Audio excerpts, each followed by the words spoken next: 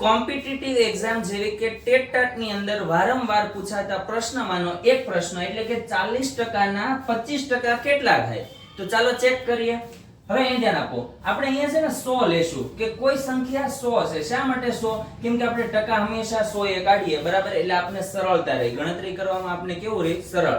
Competitive એક્ઝામમાં કેવું હોય કે આપણે દાખલો કેટલી સ્પીડે ગણીએ, બરાબર? મેથડ વાઇઝ ની પણ શોર્ટકટ થી કેટલી સ્પીડે ગણીએ એ મહત્વનું હોય. એટલે આપણે સરળતા માટે આપણે કેટલા લેશું? 100 લેશું, બરાબર?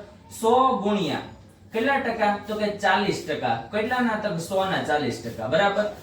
એના આના જે 40% આવે એના પાછા કેટલા ટકા આપણે જોઈએ? તો કે 25%. અને નફા ખોટની અંદર અને 25% વાળું એટલે કે ડબલ ડિસ્કાઉન્ટ વાળા દાખલામાં ને એમાં આ તમને આ મેથડ તમને જોવા મળે છે, બરાબર?